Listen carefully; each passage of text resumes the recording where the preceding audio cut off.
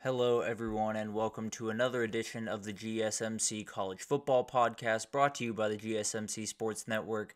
I'm your host, Tommy Brzee. It is April 19th, a Friday, and we have a great show for you today. We're going to start talking a little bit about a new transfer portal rule that has just been passed, along with a NIL rule that we will get to here in the first segment. Then we're going to jump into a little bit of a Colorado update. Everyone is talking about the Colorado Buffaloes, as they do very often, and I want to break down what's going on with them heading into the second year under Dion. Then we're going to get into some spring game previews. A ton of stuff going on Saturday, so definitely want to break down everything for you guys there. And then we will get to Cinderella candidates for 2024. But before we jump into all of that, I want to remind you all we get tons of questions and comments throughout the show. And the best way for you all to get your questions on the screen is to use the tip and donation link at the bottom of the screen, gsmcspodcast.net. It's a huge help not only to us here at the network, but to you all. You get to have kind of a fun interactive experience here, ask a question, make a comment, and I can read it out loud and we can have a fun back and forth. Again, that's gsmcpodcast.net. Before we jump into the first segment, I do want to address the elephant in the room. If you do see, if you are watching live, first of all, thank you so much for watching live. It does mean a lot to me in the network in general, but you might see a premiere in the corner of the screen. That is because this is a pre-recorded show that I'm doing here today. This is not a thing that is going to continue very long. I will be back live on Monday, so no worries there, but I need to do one pre-recorded show here because I'm going on vacation tomorrow, so wanted to make sure you guys had something to watch, something to keep you updated on the world of college football. But let's jump in. Let's talk about this new unlimited transfer rule, this new NIL rule, and let's start with the transfer rule because that feels like what everyone has a big-time opinion on, right? Everyone has been looking for some answers to what is going on in the transfer portal and what will go on in the transfer portal for the next couple of years. And a new rule has just allowed multi-time transfers to get immediate eligibility. So essentially, that rule that was in place for quite some time where you could transfer once with no penalty, but then the second time you had to either get a waiver or sit out one of the academic years to be able to play, that is no longer in place. Now, it wasn't in place for the past couple of months just because there was a little bit of a temporary restraining order that was filed in West Virginia because of Raekwon Battle, who is a basketball player at West Virginia.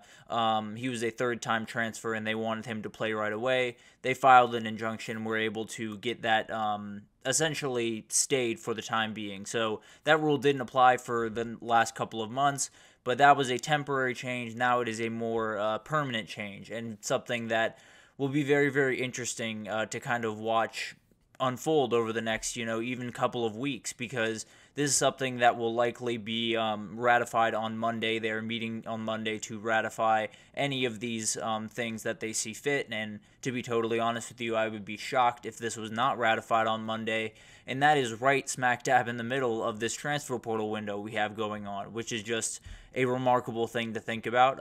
It's something that you're kind of throwing a grenade already into a crazy situation, so it's going to be wild to watch. There's no two ways about that. I think some of the things that everyone has kind of worried about over the last little bit when you talk about the transfer portal and everything around it is kind of coming true slowly, right? You start to see more and more people start transferring, more and more people start transferring multiple times, and now that we're giving them total autonomy to do essentially whatever they want with the transfer portal, it's going to lead to problems. Now, I have seen some people out there start saying, so people can transfer in the middle of weeks and start playing for another team. No, that cannot happen. There are still those transfer portal windows that have to be abided by. You cannot just enter whenever you want.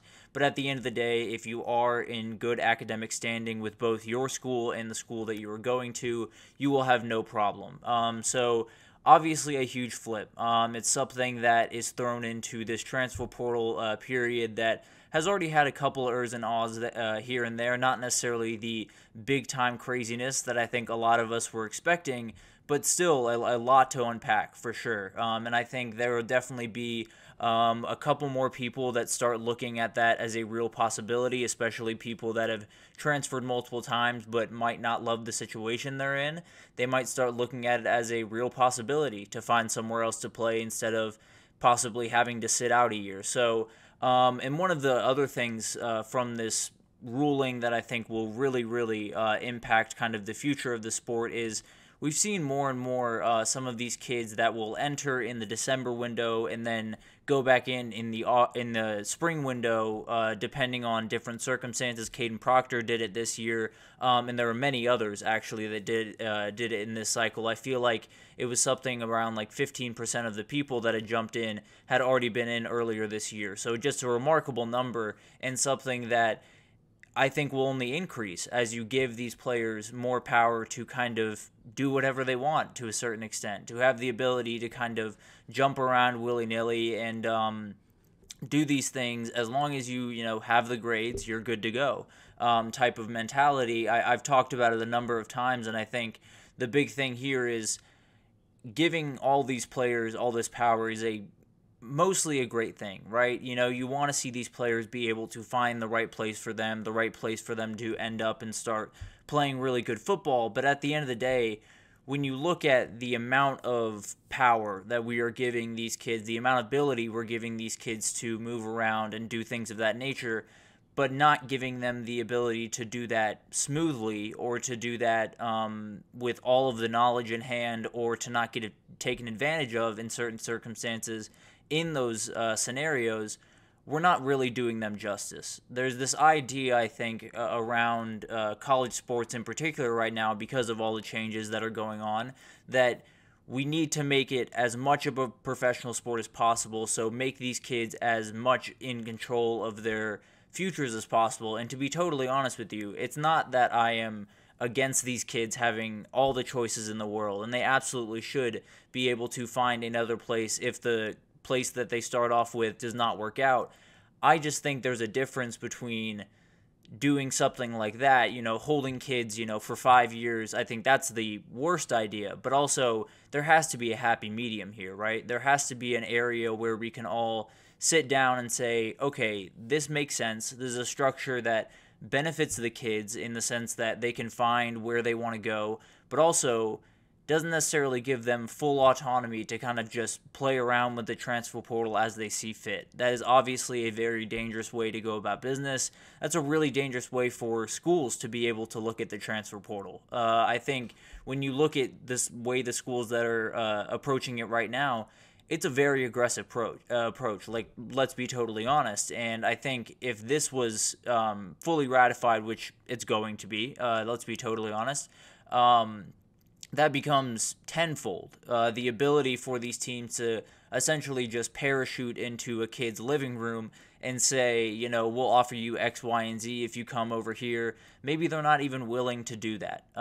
Maybe the X, Y, and Z that they're referring to don't really exist. So that's really the biggest worry for me, is there's this era right now that we're in where there's so much change, there's so much instability, there's so much uncertainty, that I think coaches are kind of capitalizing off that. And it's not necessarily to say that they shouldn't be. There is an era here where certain schools have the ability to tip the scales in their direction. And if they weren't doing that, then their fans would not be too happy with them, I think. So it's not necessarily that they shouldn't be fully going after these kids and being aggressive in the portal and, as bad as it sounds, possibly using some of the gray area in NIL to their favor, but there's a dangerous road here, and I think we're down it quite a ways at this point.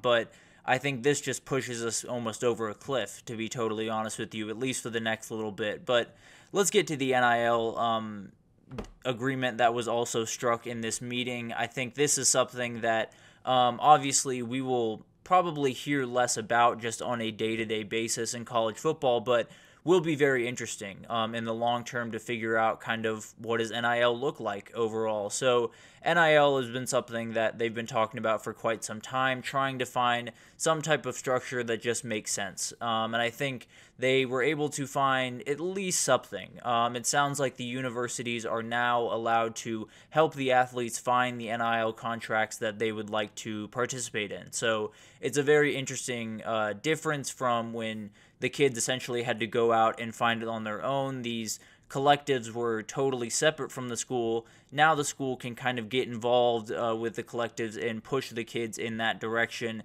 to help them find the NIL deals that they would like.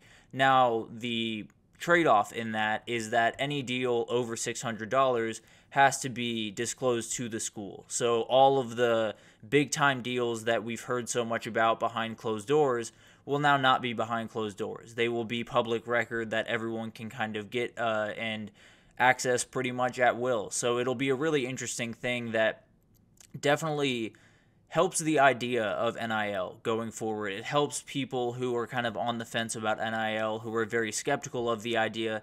It gives them, an idea of at least we have some type of control over this. We have some type of, I don't know what word I'm looking for, some type of structure over this entire operation. We'll know what's going on. We know that some schools aren't wielding this incredible amount of money from some unknown source to get a big-time recruit because those would have to be disclosed now. And this comes after there was a big deal down in Miami with two big-time women's basketball players, Haley and Hannah Cavender, who actually were in the news today because they're going back to Miami. But they got into a little bit of trouble with essentially going to straight meeting with a booster named John Ruiz.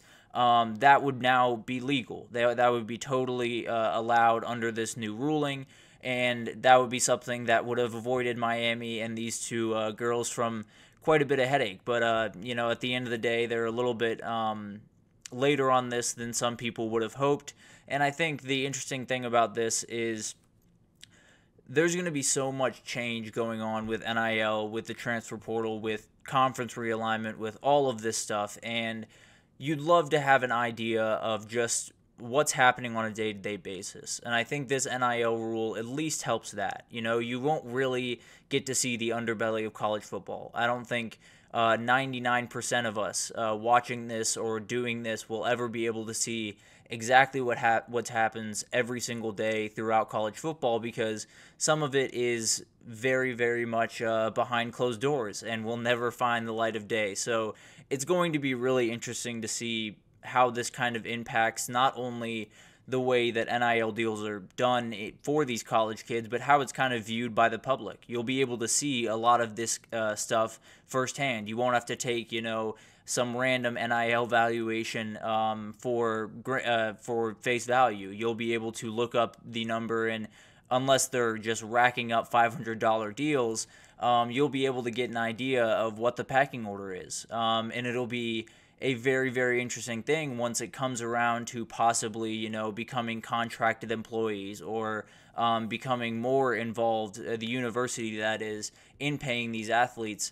You'll be able to see the pecking order. You'll be able to kind of get an idea of maybe how the salary, how the collective bargaining, whatever it is, revenue sharing, whatever that ends up being, how that can be split among the athletes. You'll get an idea of who brings in the most money, who brings in the least, who is the most advantageous for us to pile money into, who is the least. So it's going to be really weird, and I think both these rules are going to be very influential for the short and long terms of this sport. Just the future of the sport is going to ride a lot on these rules. I think the transfer portal rule is dangerous in a lot of different ways. I think it will have a negative impact not only on the sport as a whole, but